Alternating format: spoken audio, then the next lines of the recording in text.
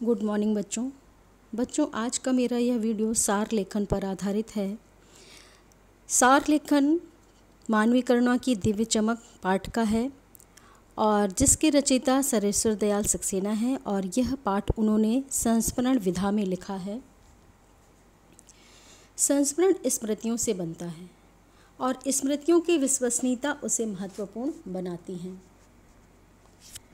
Father कामिल Bulcke पर लिखा सरेश्वर का यह संस्मरण इस कसौटी पर खरा उतरता है। अपने को भारतीय कहने वाले फादर बुल्के जन्मे तो बेल्जियम यानी यूरोप के रैम्स चैपल शहर में, जो गिरजों, पादरियों, धर्मगुरुओं और संतों की भूमिका कही जाती है, परंतु उन्होंने अपनी कर्म भूमि बनाया भारत को। फादर बुल्के एक सन्यासी थे, परंतु पारंपरिक अर्थ में नहीं। सर्वेश्वर का फादर बुल्के से अंतरंग संबंध था, जिसकी झलक हमें इस संस्मरण में मिलती है। लेखक का मानना है कि जब तक राम कथा है, इस विदेशी भारतीय साधु को याद किया जाएगा तथा उन्हें हिंदी भाषा और बोलियों के अगाध प्रेम का उदाहरण माना जाएगा। लेखक का मानना है कि फादर एक शांत तथा करुणा से युक्त व्यक्ति थे, फिर भी ईश्वर ने उन्हें जहरबाद नामक कष्टप्रद रोग से मृत्यु दी। फादर हमेशा सफ़ेद चोगा पहनते थे। उनके मन में हर व्यक्ति के लिए स्नेह उमड़ता था। उन्हें याद करना एक उदास शांत संगीत सुनाने जैसा है। लेखक को परिमल के वे दिन याद आते हैं जब सभी एक पारिवारिक रिश्ते में बंधे हुए थे, जिसमें बड़े फादर बुल्के थे। वे हंसी मजाक, गंभीर बहस, रचनाओं पर टिप्पणी तथा घरों के किसी भी उत्सव पर बड़े भाई की तरह आशीष देते थे। लेखक ने उन्हें इलाहाबाद की सड़क पर साइकिल चलाते देखा था। उन्हें कभी कभी आवेश आता था, अक्सर नहीं आता था। उनके घर में सभी थे, परंतु उन्हें भारत से लगाव था। इंजीनियरिंग के अंतिम वर्ष की पढ़ाई छोड़कर सन्यासी बन गए तथा भारत आकर के जिसिट संघ में 2 साल पादरियों के साथ धर्माचार की पढ़ाई की। फिर वे 9-10 वर्ष दार्जिलिंग में पढ़ते रहे। इलाहाबाद से इन्होंने रामकथा पर शोध प्रबंध लिखा। उन्होंने मातरलिंग के प्रसिद्ध नाटक ब्लूबर्ड का रूपांतरण नीलपंक्षी नाम से किया। वे सेंट जेवियर्स कॉलेज रांची में हिंदी तथा संस्कृति विभाग के विभागाध्यक्ष हो गए और यहीं पर अंग्रेजी हिंदी कोश तैयार किया तथा बाइबल का हिंदी अनुवाद भी किया।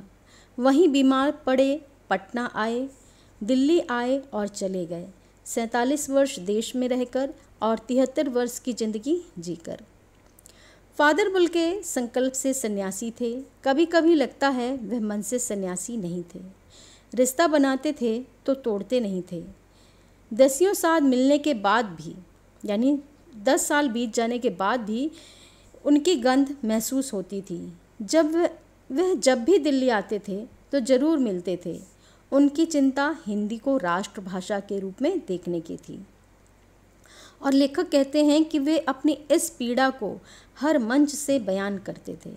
इसके लिए अकाट्य तर्क देते थे।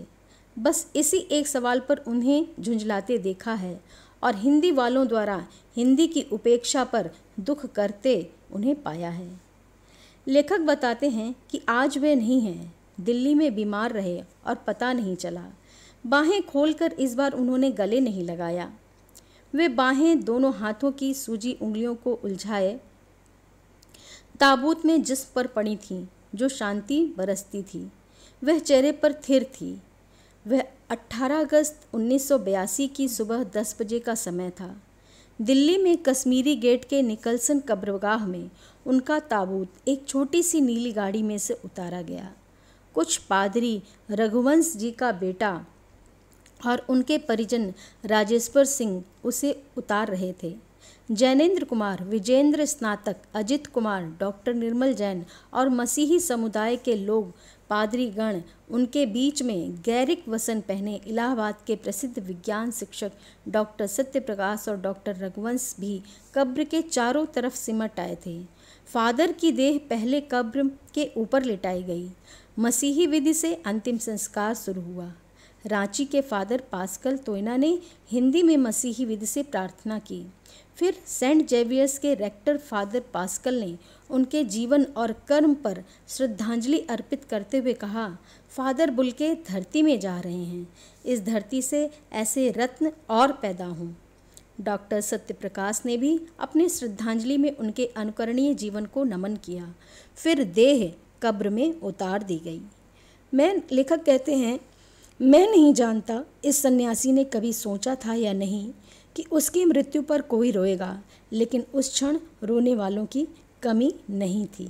यानी अंतिम पंक्ति में वो कहते हैं कि उनकी मृत्यु पर रोने वालों की इतनी अधिक संख्या थी कि नम आँखों को गिनना स्याही फैलाना है।